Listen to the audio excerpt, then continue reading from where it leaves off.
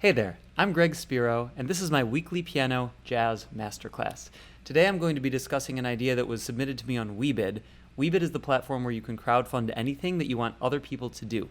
So some of my subscribers want me to do specific videos, so they submit their ideas and then they can crowdfund those ideas. This is one of them.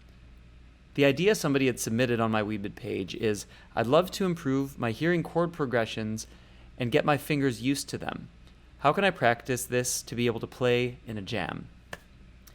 This is, for beginner and even some intermediate jazz pianists, this is a big question. It's like, how do I navigate chord changes and have them under my fingers and in my ears so that when I'm in an intense situation like a jam session, I can just be fluid and in the moment. It's a big challenge to get there, but there are some specific techniques that I've used and that my teachers and my mentors have taught me that have helped me to do this.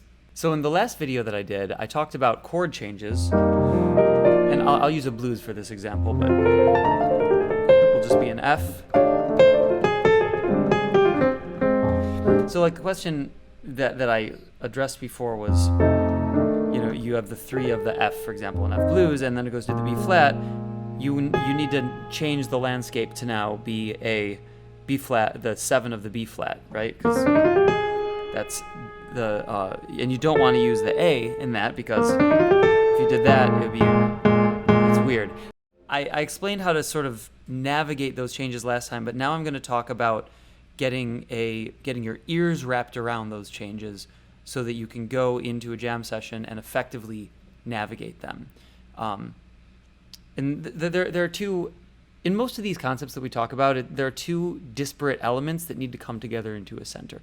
And so in this context, it's your technicality here and your hearing here. And you need both of them to come to the center so that when I'm like looking at an F, I know that my hands can do this. Like to be super technical about it, like you can play like different ideas on F, but then your ear also hears this landscape there, and then when you go to the B flat, your ear hears that landscape there, right? And the difference in those is this one note where you have the A there and the A flat there. F, you would play the A, B flat, you would play the A flat, because it's the 3 of F, and it's the dominant 7 of B flat 7. And then if you're on the 5, C, it's the, like, you probably wouldn't, this would be the 13, so you can use it if you want to use the 13 and make that color. But you have to know that that's what you're using it as. Now that you're on the 5, it's actually this upper extension that doesn't really pull in one direction or another. It's just a color. Well, I can gladly do another video on that, like what's a color, what's like an important chord tone, and then what's an upper extension that also that like pulls you in one direction or another, because those are 3 very different elements of any given note that you could use. But we won't get into that now. You'll have to ask that on Weebit if you want that to be another question. Okay, so there are 3 exercises that I would recommend to answer this question of improving your hearing and your technicality to be able to effectively navigate changes in the jam session.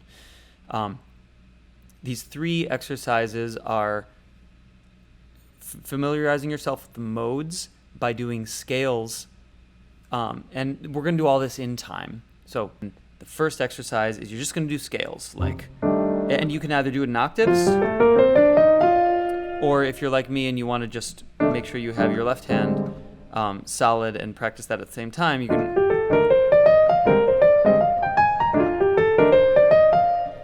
So I'm going to play through this exercise now, and then I'll go on to the next 2 exercises that we're going to use to familiarize your ear and your fingers with chord changes. And by the way, I'm doing this on a blues.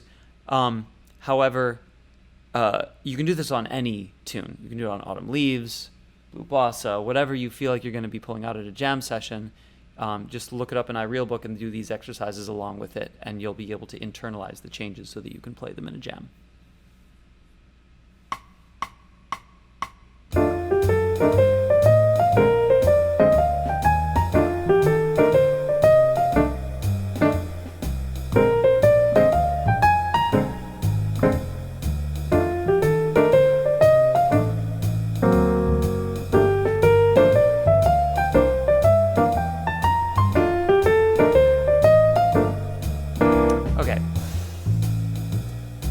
So very basic exercise. It's playing the scale to the song in time, so you can also practice your swing, because that's probably, actually, if you're learning this, you're probably going to be worse at feel. So make sure you're really thinking about feel as you're doing this. I mean, not thinking about it, but notice when your feel sucks, because it does for a lot of us a lot of the time, and we have to like hone it in.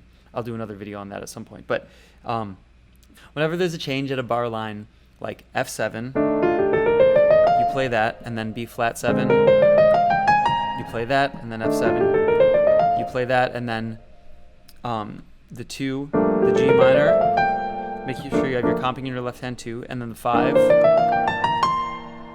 you got that too, and then you could also, if you really want to, add on the 2-bar changes, like, you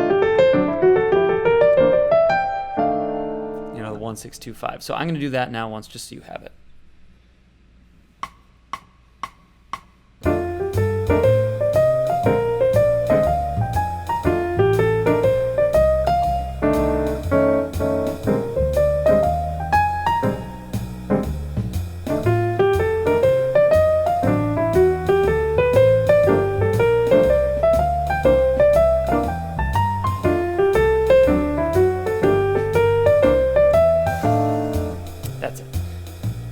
Very simple. So get that, do it super slowly. So like let's talk about the practice like a little bit before you're where I am now and a little bit after where I just gave the example of. If you can't do that yet, just like look at the changes and don't play it in time, and just make sure you have your fingering correct, like that, and then get that so you can do it over and over again,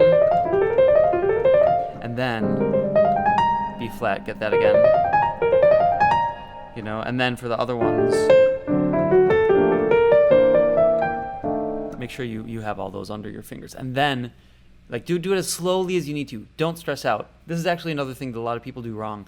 You want to go as fast as possible, but not faster than possible. That's sort of a take on an Einstein quote. Leave it in the comments, actually, if you know what quote I'm talking about. But you want to not go beyond your limit so you can't play the thing, but you always want to be pushing your limit. So take it as slow as you need to without stress. You don't want to be stressing, but you just want to be right at the edge of your technical limit, and then gradually speed it up. If you repeat it at the edge of your technical limit, the edge moves a little bit more and a little bit more and a little bit more until you can do what I'm doing here, and then you can speed it up, and then you can do it in all the keys, which you should move it up a half step and up a half step. And once you do that, if you can get this blues in all the keys with the exercise that I just did, even just at the tempo that I just did, which is 120, you'll be pretty solid in hearing the changes for a blues in a jam session. You'll still need vocabulary, you'll still need melody, harmony, and rhythm, all of that stuff like honed in on, like I talk about in a lot of these videos. But for that, We'll do other videos. This will help you with your ear and your ability to move throughout changes and at least know where the changes are when you're in a jam session. All right, let's talk about number 2. We're going to go through the 3 and 7 exercise. I don't know exactly what this is called. There's probably a better name for this, but if you can think of that or you know of somebody who's done it in the past with a better name, just please leave it in the comment section below. The exercise is super simple, but can be deceptively hard if you haven't done it before. You just, let's say we're going through the jazz blues, as in iReal book.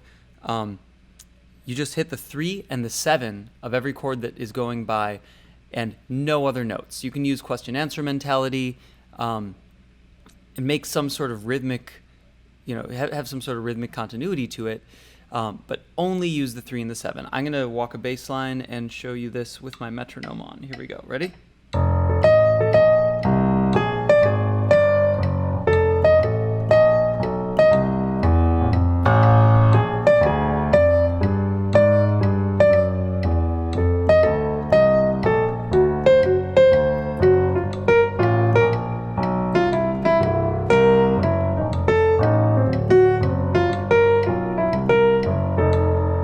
You could also play it together, like, if you want, but the point of this is ingrain the 3 and the 7 in your mind so that you know when you're going to the 6, you have the 3 and the 7 there, and then the 2 and the 5. The 2 can be dominant or it can be minor if you want it to.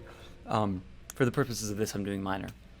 But Also, take this exercise and do it in other tunes. It's a lot harder when you get beyond a blues and you have faster changes going by, and it can be so helpful to get that continuity of the harmonic landscape in your mind, because the 3 and the 7 are the two most important defining notes of every chord change. Okay, so now the octave exercise. That is basically where you have, I like to do it between the 5 and the 5 of any given root. So right now our root is F, so the 5 is C, and so you do it between C and C, and what you end up doing is just improvising only within that octave.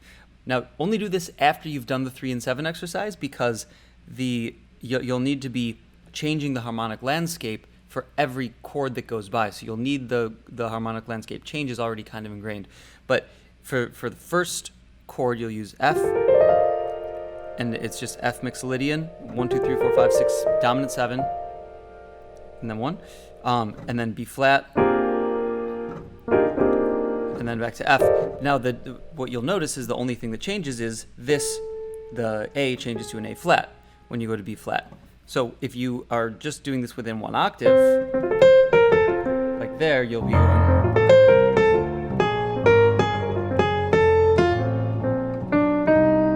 like that. Now it gets a little more tricky when you go down to the 6 there. So I'm just going to show you 1, 2, 3, 4, 5, 6, dominant 7, 1 when you're on the 6, right? And then the 2 to the 5 to the 1. Those are just that's the scale that you're using, the harmonic landscape, and you want to go from the 5 to the 5, so change that harmonic landscape only in the context of between the C and the C. Now here's my example of how you do that.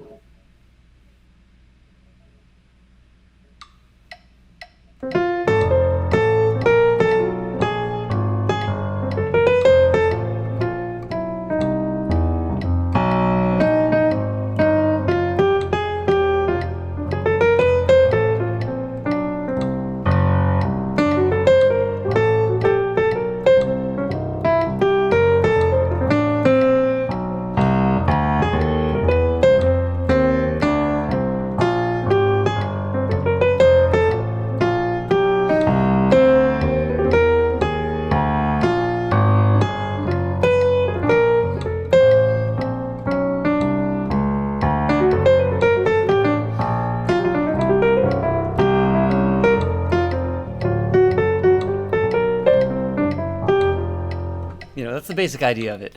So you're sticking between the 5 and the 5, and you're changing your harmonic landscape. So it's like 1, 4, 1, 4, 1, 6, 2, and 5 are actually the same if you're doing the minor 2, back to 1. So that's the idea of it. That's the octave exercise. Let me know if you have any specific questions about this exercise, and be happy to answer anything. You can also ask me more questions on my Weebid profile. Thank you so much. I hope that was enjoyable. I hope that was fun. These exercises are things that I do for almost every song that I practice when I learn songs for my own performance context, even my own compositions, the Spirit Fingers compositions and all of that. I do these sorts of exercises throughout those changes as well. It's very helpful in any sort of improvisatory musical context. Let me know if you have any other ideas, any questions for me. You can leave them in the comments here, or if you actually want them to be done as videos by me, you can go to my Weebid page at greg.weebid.app, and you can submit any idea for any video that you want me to do. And then you can also crowdfund those videos directly on the Weebid platform, so everybody can pitch in, and eventually, if I can buy a coffee with the money, I'll do the video, buy the coffee, stay up late and do another video with the other coffee. It's a vicious cycle. Oh, and remember, when you're practicing, remember to have fun. Remember why we're doing this in the first place. We're all doing this because we love the music and we enjoy it. So don't stress yourself out too much. Practice up to the edge of your limit, but not beyond it. And bring other people into your circle who you can practice with. Ideally, people at your level who you can do these sorts of exercises with. And expand together. Grow, share the love, share the rehearsal, share the practice and the music. And let me know if you have other concepts you want me to dig into. Thank you so much. Happy practicing. I'll catch you guys later.